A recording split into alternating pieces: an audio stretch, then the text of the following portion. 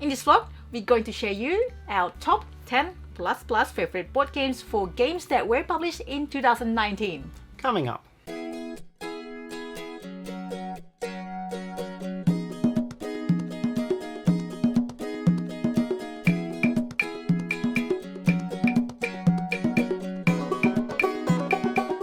Hi everyone, hope you're well. It's Stella. And Tarrant here from Meeple University. Welcome back to our tabletop diary. It's no longer my tabletop diary, it's Tarrant's as well. So it's that time of year, everyone's doing their top lists for the year. And so this is our list we're going to give to you. Yeah. So we want to share our 2019 top board game. We couldn't squeeze it to 10, so there will be more. And we also have some special mentions for specific board games in different categories, or why are they special about it. And we also do top 10 light or party games of 2019 in separate video, and we're going to do that next week, so stay tuned for that. We feel like we have to do it because there's so many great light party games that came out this year. So we're each going to be giving you our top 5. Yep. Mine's in no particular order. Did you order yours? No, So I can't order mine. It's too hard. And it's very difficult to tell different types of games. And this is also the games that we have played, because I'm sure there are board games out there that probably are really good, but we haven't got a chance to play it yet. Yep. A couple of quick things. So the games that qualify are the ones that BGG said came out in 2019. Correct. That's the ones we've picked from. We're not going to go into when they were released where. Yep. Clean and simple. Yep. And just for full disclosure, we have done some paid content on some of these videos. This is not a paid video. This is our opinions. Yes. So our opinion is not affected by any way for those board games. Yep. All right. So we'll go through some of those special mention categories first. Yep. And the first game I want to bring up for mention is Minecraft Builders and Biomes. Oh my god, love it! Yep. So, your category and my category is different, but it has to be approved by others, except unless if the other person has not played it, which I'll mention. Yeah, I think there has been a great improvement in that area this year, and Minecraft for me was the top of that. It was a game that it fit what Minecraft does. Yep. It was a very playable game, very playable across multiple levels of expertise in hobby board gaming, and I just think it clicked together really well. So I think they melded the IP and a very good game very nicely in Minecraft. So yeah, well recommended. Top 2019 IP game then. I'm just made it up. Yeah. So that's yours, your first one, special mention. My first special mention is On Mars. So this is Vital Reseda's game. Obviously we are a fan of Vital Reseda's game, and usually published by Eagle Gryphon Games. This particular one, I would say that the top special mention of production and storage, because the production is like, it's super top notch. All the pieces, the wooden pieces with printed whatever it is they call it, printed images, and the cardboard's real thick cardboard. It's also like the previous Vital Reseda's game. It's what we've come to expect from from those guys. And I like the little rovers and the bots. Oh my There's some God, nice pieces in that one. And the storage, it stores very comfortably. Took me a bit to put together which one goes what, but once you pile it out, this and this and this, this for that, and that's clear enough. So, and the game itself, it's I think it's less steps. Well, if I say less steps, it's probably still 5 steps per action, but still that's actually less than the usual steps of another Vital Reseda game. So it's streamlined really nicely. Fun game and nice production. Yes, so that I would say that my top one of 2019 production wise. So now up to you for special mention. Yep, I think obviously there's been a lot of hype around Wingspan this year, and a lot of it's well deserved. It's a very nice game, and for me, what I really liked that it brought to the table was the streamlined tableau building. You know, we've played a lot of tableau buildings over the past few years. It's a style that you quite like, and I've often been frustrated by games where you've got 10 or 11 cards and they all have text on them, and you've got to remember what applies when. And I really like the way Wingspan streamlined that. Absolutely. You've only got one row that activates at a time. Your cube follows back and lets you activate them and keeps track. The only thing you have to remember is if you've got a predator card.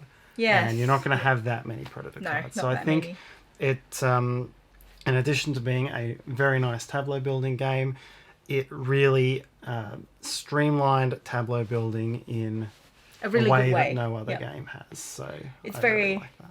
It's very easy to follow, as you say. Yeah, that's. I've give you my tick of approval as well for those Wingspan, and we got the Wingspan expansion as well, which we haven't played at the time of filming. This will be rectified very shortly.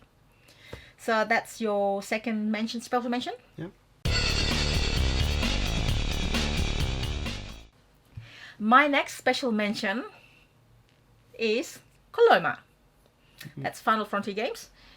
That game has got that magnet bit in the middle that is really different, and your action is limited by where the rondel is, whatever did you say, the magnet thing. Yep, the simultaneous selection and getting less when other people have gone where you are, and bits that get covered up as the game goes on. The rules is rather simple, but it's very, what is the word? It's unique.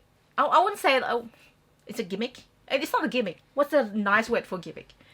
Feature. Feature, yeah. So, very good, Tarrant. Thank you. 2019 practical feature. Practical feature. So, 2019 feature special mention game is Coloma. Not to mention it's good gameplay, of course, but I just want to highlight certain things. So that's mine. So my next one, it's a game that I really wanted to highlight because I discovered it this year. It's not a 2019 game, it's a 2017 game, but it's probably my favourite discovery of the year. And I just wanted to highlight it because it bears mentioning, and that is Mini Rails from Mo Ideas. So Mini Rails is the lightest of the possible lightest of the 18xx games, if you want to put it one way. It's just got, it's really simple mechanics, really interactive with multiple players. We first played this at a board game cafe on International Tabletop Day when we were in Vegas before Origins, and we've played it several times since. Yeah, it's a great game. I can recommend it. You can teach it in 10 minutes, play it in 50, and again play at any level of complexity for experience of players. Really great games. You know, I have to mention as well, each game can be really different depending who you play it with, how you're going to drive, what tiles comes up. Yep. It's kind of like stock manipulation with building your track. You can stuff over your opponents, or you can work together. A lot of things can happen, good or bad things. Yep. All interesting. All interesting, very simple rules, great depth of strategy. Mini Rails it is. Wish I'd discovered that 2 years ago. Well, mine is next. Yep. Now, mine is almost the same as Tarrant. So the game itself was originally published in 2016 in a different language. Mm-hmm. And I just got it now because they've recently went to Kickstarter and then just fulfilled Awkward Guests. Love it. It's a puzzle deduction murder mystery game where everyone just exchanging clues to each other, trying to hide clues from each other, and then trying to deduct who killed Mr. Walton. So Mr. Walton always get killed in every single game. Who killed Mr. Walton? With what? And what motive? So we have different characters that we need to deduct. Oh, okay, this person says that in the clue card that he's not the murderer or something. But the other unique thing is that the setup of the game, it might take a while to set up the game, but the game has got like, how many cards? 200 something cards? 250-ish? Yes. A little short of 250. Each game you only use certain cards. There's also an app or in the back of the rulebook.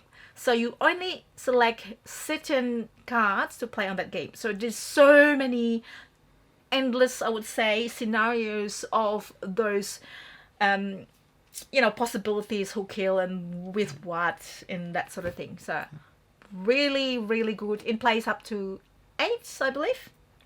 Plays good with... Yep, plays 8. Yes, it Yeah, plays 8. We have plays played 8 it is with good. 8. Yeah. So that's my special mention of 2019 that I just found. They just published in English edition. Yep. Yeah, it really is hobby gamers Cluedo. And yeah, I would like to hope it would have the legs to break into the mass market a little bit. Yeah. Because it is, it takes out the roll to move that makes Clue such a frustrating game. Yes. But it has the same sort of deduction. Yeah. I think it just needs... I think if it were trying to be a little more mass market, it needs a bit more colour. I don't know, the sepia. The sepia suits it. Yeah. It doesn't suit it as a mass market option. Got it. Okay. So, up to you. Up to me. The next one I'm going to mention, for special mention, is a game called Deranged. And that falls under the many and varied genre of semi-co-op. And there's a lot of things that get bundled into Semi-co-op, yeah, it could be anything. Yeah, a lot. Any sort of competitive game with a common lose condition, or a game where you're trying to score points but it plays in a co-op sort of way, or a game where you've got to do deals to then split a pool. All of those are sort of semi-co-op. This one was different again. This is not quite like Dead of Winter because, well, it has a little bit of element of Dead of Winter, but it's not a secret. No secret objective. No secret objective as a bad guy. So you like openly be the bad guy. Yeah, it's essentially a story-driven game. Yep. And it's, there's a few different stories in there, but you can play the same one multiple times because there's some randomizers in the cards. And each player independently is trying to finish the game with no curses and not be deranged and reach the exit. And we had a lot of fun playing that, I tell you. At random times, people will become deranged, and the only way for them to not be deranged anymore is to kill one of the players who is not deranged. And so it just has these bits these random things that come out that force you to fight against each other, even though you're all trying to achieve the same thing. Everyone could win, nobody could win. And I remember now, I tried to kill you when you reached the You killed me for no reason. You weren't even deranged. No, but I killed you so that I get... No, I've got the special objective, actually. Yeah, that's one special objective that you need to kill another person, another player. And no, I was trying to prolong the game so that you got out and then help other to reach it. Otherwise, you're going to end it or something? Yeah, I still survived. I was strong enough to fight my way back. But ooh, strong enough. Yeah. No, it was a different style on the semi-co-op genre, and it's not the most serious game, but it's got this graphic novel art style. Oh yeah, it's got these very striking random artwork. things that happen, and it's a lot of casual fun. I believe that they self-published it or something like that, and they were looking for another company to distribute it. So hopefully they get distributed. It's really fun. Like a lot of Euro gamers, we play that too. Yeah. It's we had highly a good recommended. time. And you can be as brutal and kill each other. You can just make it a full-on competitive. Yeah. Or you can be friendly. It's funny because some of our friends are trying to convince the other person, oh, why don't you kill that person because this and this and help you with this. Well, they might backstab you as well. So that's a lot of fun. Anyway, move on to the next one. Yep. Is my one? Is it my last one? Special mention, it's your last I believe. special mention, yes. Yep. Well, this game was published originally in 1997, I believe, and won Spieljahr's awards then. It's called Mississippi Queen. Now, the reason I mention it now, because it's just been reprinted in 2019. Mississippi Queen is a racing game. It has different feels as the other one because there's no dice. Oh, there's one dice roll, but it's not really. You can manage that. It's not a roll to move. Not a roll to move at all. It tells you where the river goes. Yeah. So, oh my god! And when I found out about it, I think I found out about it last year. No, maybe last year. And then when I found out it's got reprinted, like, oh my god, yes, I can get it. So, it's a racing game. You have to pick up 2 Southern ladies. Southern Bells. Southern Bells, that's it. And you reach the end, and you have 2 dials. One is the speed, the other one's the coal. Coal, you don't replenish, you get 6 coal. And with the speed, you can move up once for free, and you can spend more coal to move another one or move down more than once per turn. And you just move around, and then you have to stop at the island to pick up the Southern Bells at speed 1. So you can imagine, like, full speed, stop, full speed, stop. You have to manage it really well with your coal, and you can push opponents around. I find that's really good. Like, not luck based. I guess that the strategy is a little bit not being the first one ahead, because this is when you roll the dice where the next tile got revealed to the left, front, straight, or to the right. Yeah, I decided to try stampeding ahead, and I'll pick up my bells at the end. And 3 consecutive tiles went the wrong direction, and I was like going around the longest part of the river, and that destroyed the game. Well, we played this with Tarrant's family, and this is your dad's favorite game that day. We played 5 games. I think that's his favorite. He really likes it. Although he didn't win it, he really likes it. A really, really nice game. Yeah, and I think it's I remember racing games when I was growing up, and they're hard to do well. Yeah, and I think I think some of the more modern racing games have worked out how to make it strategic and not random, and it does a good job of that. It's modern, but then it's 1997. Well, the new edition has got some variants as well, which is making the games even more interesting. Yeah. So those are our special mentions. Now we are on to our top 10. Well, top 11. I can't make it down to 5. So Tarrant's going to mention 5. I'm going to mention 5. So 6. 6, yeah. 5 and 6. Yeah, so you go first. I go first. Okay. The first one in... No particular order. I was going to say that too. Yay! Because it's so hard again. Anyways. No particular order. My first game is Crystal Palace. Ding, ding, ding, ding. That one was by Fioland. No. It's right there. Yep. Fioland. Capstone and Feuerland. Yep. So I picked it up at Essen. Now, unfortunately, Tarrant is unlucky enough to have played it. I played it with a friend. Yep, I have not played it yet. Yeah. So it has dice, but wait. The dice is not the one that you roll. Each player starts with, I think, 4 or 5 dice. And you set the dice to the pip that you want. It's a bit like, it's worker placement with dice as workers. But when you set the pip, then you pay whatever pip that you set to. So for example, I got dice with 1, 1, 1, and 3. So that's, I had to pay 6 money, gold or money. The game itself is about world fair. So you recruiting famous people like Sherlock Holmes, Thomas Edison, or something like that, and they are going to showcase their invention. So you recruit people, you recruit the machines or whatever it is, and then display it. So once you set your dice, you pay the cost, and you put on, I think there are 9 different spaces that you can put to do the actions. There's also something that back again. So in each worker space, you have to put certain dice pip. And usually the higher the better, and you do your turn before your opponents. Now, why is it better? Because there are limited amount of action on each tile, tile. So you want to be the first to get the best tile, the tile that you want, or recruit the person that you want, and so on. It's just, I don't know, it's really good, really smooth. They also things that you can try to convert points earlier. There's a different track that you can get, if you don't get a lot of good things, you just try to go ahead in that.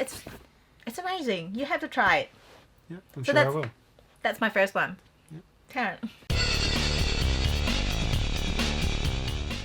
So my first two, and it'll be one now and one we're gonna continue alternating. I guess it was the year of the emergence of the roll and write, and I've picked two roll and writes in my top 5. They're different styles of roll and write, and they were the ones that stood out because we played a lot of roll and writes through the year, and these two really did stand out. Tell me what it is. Above the rest. So the first one I'll say it's a card-driven roll and write, so flip and fill or however you call it, and that is Cartographers.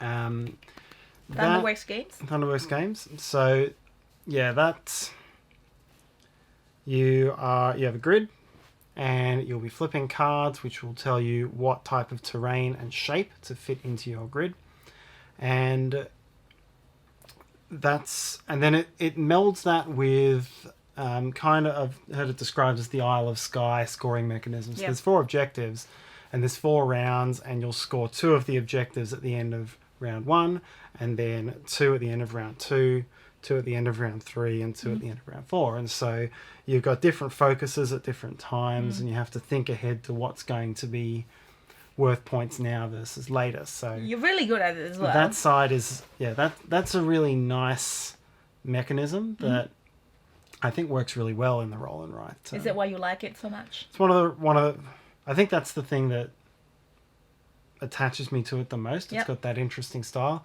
It's also got this nice interactive mechanism where if a monster card is drawn, you hand your card to a neighbor who then draws a monster in the most inconvenient possible location. And if you don't surround that monster with other tiles, you'll lose points for it. So I've never seen anything like that in a roll and write that really works in the roll and write genre. Interaction like that. So I mean, it's light interaction, but it's a nice feature, and I've never seen a game. It deserves mention as a mechanism as well, because a roll and write with a mechanism that directly harms you without sort of turning it into a game that's not a roll and write, that's been pushed into the roll and write genre. So I think that's a really nice game. One of the finest roll and writes or flip and fills that I really like it too, but I think you like it like better than me. But still like it. So. Yeah. I'm usually the one suggesting it. Yeah, you're usually the one that wins the game as well. I do have a pretty good record, don't I? Okay, my next one.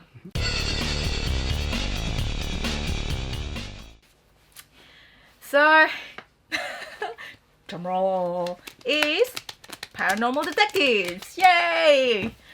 Why I picked it? Because it brings something different. So, when I say that, people think it's like Mysterium. Well, kind of like the story is Mysterium. You try to communicate with people, are trying to find out why you got killed and so on. And it's very unique party games. I would say it's also a party game. It's a party game. You play a card to get the ghost to tell you in very specific, sometimes hard way, when you ask them a question. So generally you need to find out who killed you, with what, and so on. So you can ask the ghost, and you play the card that get the ghost to act. So they mime the fact. So like there are some simple things like got stabbed, got drowned. I remember got drowned. I was the ghost. I like to be the ghost. I think one of our friends, Andrew, also liked to be the ghost. You don't like? No, you like me to be. Have I been the ghost? I'm not sure. I think you have been the ghost. I don't think I have. Always. Because I think probably every time I was like, I want to be the ghost. I want to be the ghost. It's so fun. Everyone's enjoying themselves. Plays up to 8 players, I think, or something like that. Oh yeah, right there. Lucky Duck Games. The side that tells me how many is not there. We play with a number of players, pretty sure like 8 or something like that. So yeah, that's my my top games. It's really different. It's got different scenarios, and I'm sure hopefully, please bring more scenarios. I think there's an app which they'll release more scenarios onto as well. Right. There's an app as well, a free app that you can use. So that's mine. Yep. The next one in my top 5, no order. The other roll and write is the Copenhagen roll and write.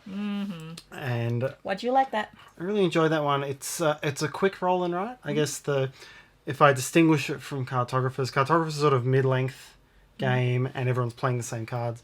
Copenhagen's more the lead and follow roll and write. And this is by Queen Games, and it's not the board game, it's the roll and write.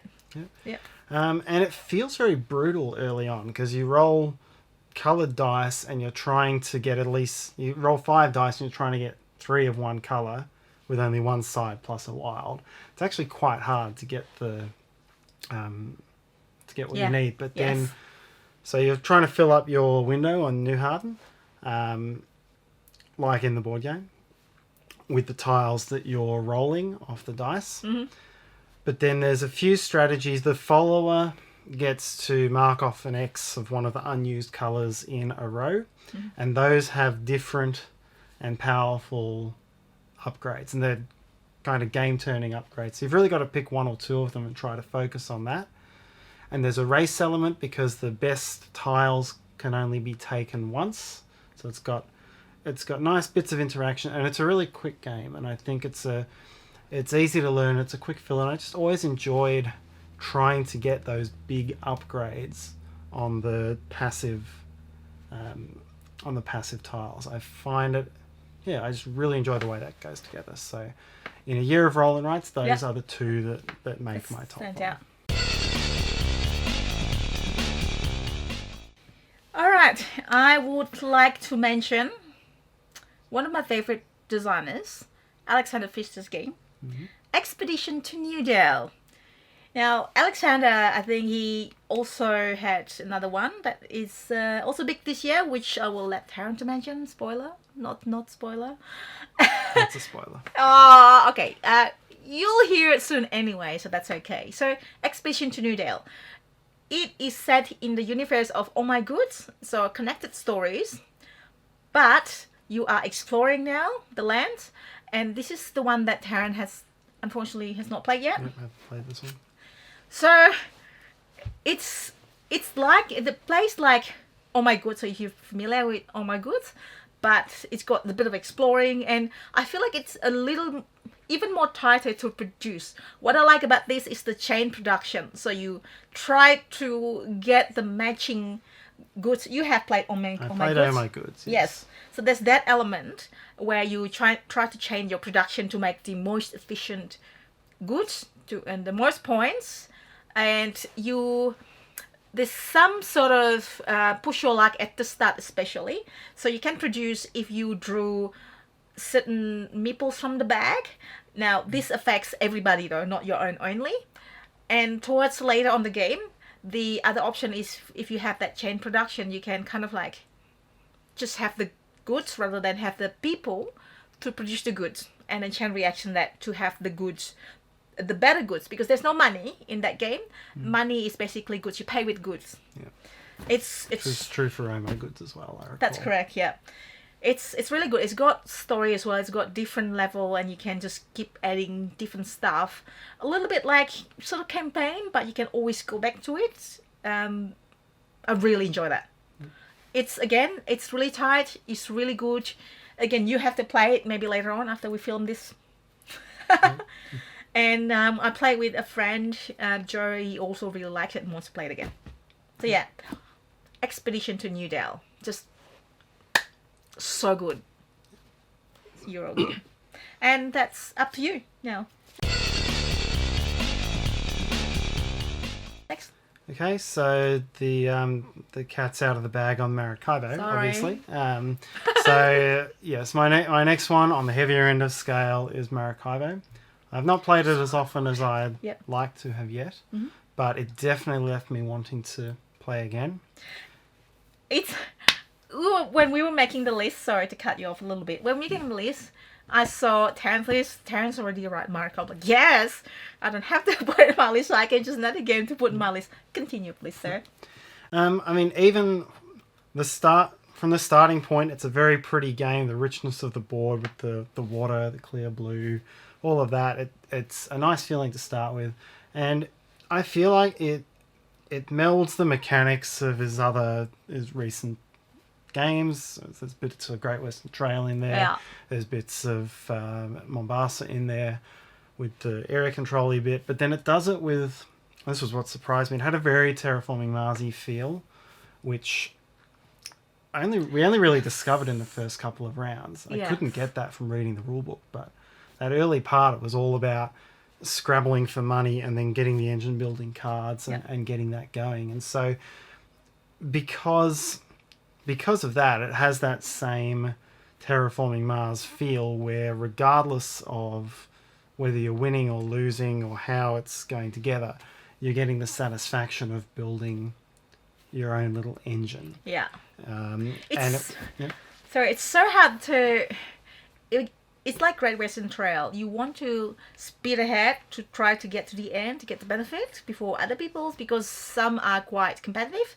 But then you want to slow down. You want to also need to do the things one at a time. You want to try to do as many actions as possible. That's like, oh, so juicy. Should I speed ahead? Should I slow down? Yeah. It's so good. Yeah, it's you've got the different tactical strategies on your Yeah. ship. And the It engine definitely building. takes a play to get the hang of it. Yep. I think the guys who were playing it yesterday, 4-player game, they were at it for 3.5 hours? Probably 4.5. Yeah. I think they Really? I think they undersold their time. Okay. Just trying to get the hang of how it goes. But yeah, I'm definitely keen to break that out and play it again. So yeah, Maracaibo, not just a type of cherries anymore. Is it a type of cherries? Maraschino, please. Okay. Now my next one is okay. I don't know if you might have noticed this. I like deck building, so of course I'm gonna include one of the deck building games. One that's technically it's still 2019. It's a reskin from another game, but I'm gonna do it anyway because I really like the theme. Is Toy Story Obstacles and Adventures. Thank you, Obstacles and Adventures. I didn't look at the game. I totally look at the Can game. you see it behind me? You might be busted on that. So this is the OP or USL Poly, and it's I don't know. It's like deck building. It's got cooperative deck building, so not just deck building. So with that cooperative deck building, alpha player is hard to control. A. And B, familiar stories. It's very thematic, I think. So you work together. You try to get like there are different scenarios and different tuck boxes that you can open. Like once you finish this, move to the next one. And I don't know what's coming. Like I've only played like the first 3 or something like that. So you move to the goal is you need to fight all the hazards and before the track goes to the end. So there are some things that lets the track move faster, which is not good, or some things that move the tracker back, which is good. So we need to collect inside, which you call it Pixar. It looks like Pixar logo. Yeah. It's just to have that good feeling, like work together to, okay, I'm gonna do this, I'm gonna try this, you do that, and then we collecting this. It's just such a nice feeling. Deck building. You buy cards as well to complement your deck and also complement other people's decks, so other people can benefit from your deck. So you can, the army men in particular were comboing off each other. Yep, I really like that game. Like we play that 2 in a row, and that's usually pretty rare for games that length. We play 2 in a row straight away, and I want to play more. But I think we had somewhere else to go or something like that. So, yes, really good. Like the color, like the story, like the theme, like the deck building mechanics. Maybe it's not something new, but Toy Story is pretty... I watch all the movies as well. Yep, it's over 25 years now. Yep. It's pretty well timeless. So it is a reskin of Harry Potter, Hogwarts Battle, I believe. Yeah. That one is Harry Potter theme, but this is kind of like more lighter theme, so I really like it. Yep. So that's mine. My next one, the fourth one out of my 5, again on the heavier end, is Pipeline. Pipeline came out earlier in the year, and it brought, unlike anything else I think I've played this year, it brought the tightness and difficulty within the payoff of engine building. Yeah. In a really challenging and brain burning, but enjoyable way. So tight. Resources again, money. It's a theme I really enjoy, like heavy industry. It's a theme that always Naturally speaks attracted to me very to. well. Yeah. And yeah, so you start with money, and that's it, I think, and a few tanks. And there's all different ways you can build up your pipeline network, which is really a refining network. There's also kind of like stock speculation. A little bit, yeah. A little bit of playing the market. The earlier you get in, the cheaper the oil's going to be. There's contracts to meet. So it's got all these nice little tight elements which work really well. Yes, and when you collect the pipe tile and then you build your pipeline, that's the bit that becomes a little bit more cooperative game for me, because I have slight issue with spatial and like spatial rotation. So for that one, for me, I have to grab it, put it in my area, and I have other people help me in that game. Joe was sitting next to me, and he was like, "Oh yeah, how about this?" I had some, but I didn't win. I still enjoy it, but that bit is just a little bit tougher for me. Yeah, unfortunately, I think it's not going to hit the table very often, because it's that rotational side of things is not your style of game, and that's all right. We've got plenty of other good games. I'm sure that I'll make it work. Like, I know how much you like it, so I can like join somebody to play it together, maybe with your brother. Yeah, maybe. It's sort of, I think one of the things about that network building in the context of Pipeline, it sort of looks from the outside like, why are you doing this network building thing? It doesn't feel like it fits mechanically with a tight resourcey Euro sort of game, but it actually really does, because there needs to be something there that helps you build up the progressive value of each of your 3 oil refining types, and there has to be the choice. There has to be that set list of tiles, or that set market of tiles that's going to disappear if you don't get in early. And that's so tight. It's it actually it doesn't look like it from the outside, but mechanically it works perfectly with what this game's trying to achieve. And the expansion, I believe, is coming out. Ooh. You didn't know this? I didn't know this. Oh, there you go. I'm excited now. I interviewed the designer Ryan for the tips for the games, which you shouldn't watch because you already won that time. Yeah. Nah, I'm kidding. That's okay. That's all right. So yeah, I really did enjoy Pipeline. I would put it as the best crunchy, heavy, tight game of the year.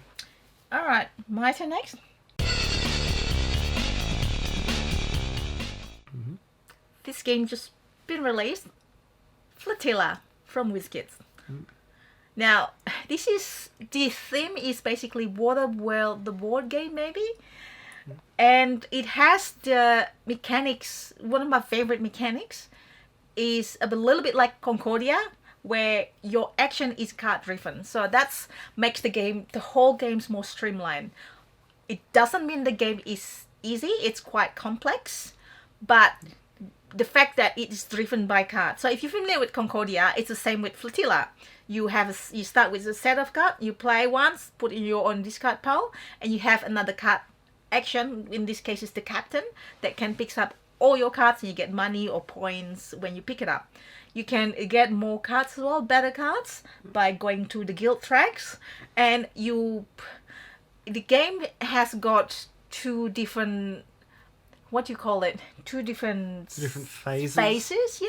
So the first phase is you kind of like you in the sink side, it's called. So you going on your boat, trying to get resources, trying to collect resources until to certain points, whatever you like, whenever you like, at different phase, each player. You can go to the sky side, so where you start building settlements properly, and then with hopefully with some tiles that you collect from the first part of the game that determine like the tiles that you can build on the second part of the game, and also some resources. So there's some stock speculation, that mechanics, that feeling of like so many strategies that you can do. This is what I explained is just like a part of what you can actually do in the game. I think it's really rich. I really like how much market speculation and manipulation you can do. Yeah. You can make that your whole game almost if you want to. Yes. Or at least your whole money-making strategy. And I agree. I think that Concordian action pool management and building is... it's one of the finest action mechanics out there. Oh, yeah. If you haven't tried it... Whew. We also have the how to play video on that, by the way. Wink, wink. Tarrant did a good job explaining it. And, just have a look and think about, like, you have some strategies as well, tips and strategies throughout the video, so it would probably help you with your first game. And that's Flotilla. And now up to you now. Okay, my last game that I'll call up, and I've been doing these in alphabetical order. My last one is a party game. Is it? Yeah, planned this all along. So my last one is a drawing party game. It is Subtext. That is... I've had the most fun with that as a party game through the year.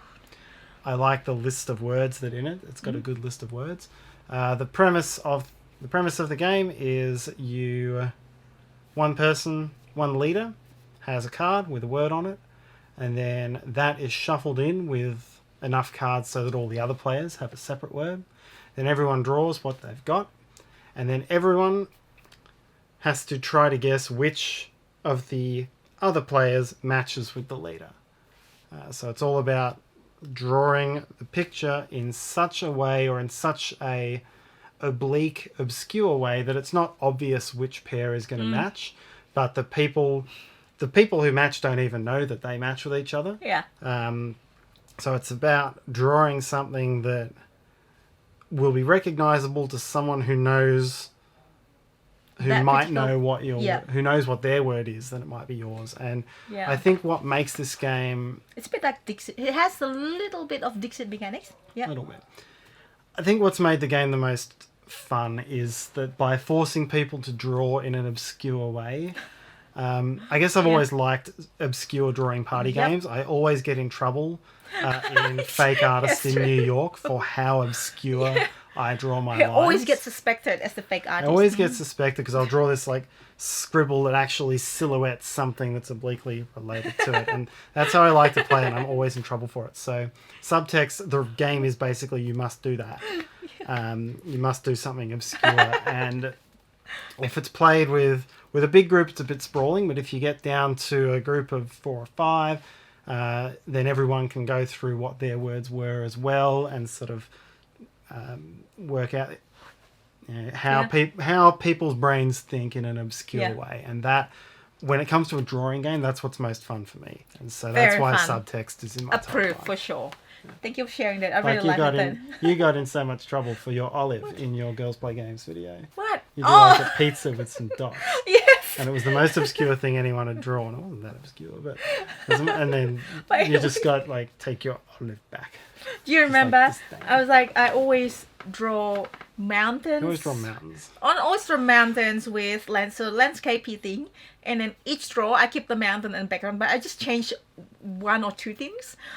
So that works. Yep, yours are quite... You have to look very closely at yours too. What changes this time at Stella's drawing? That's it.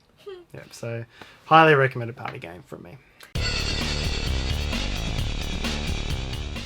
My next one is... Well, I have to add it. So Tarrant is happy with the 5. With the 5, I've got 6 now. Now, my last one is Meeple Party. Now, you may heard of it, you may not heard of it.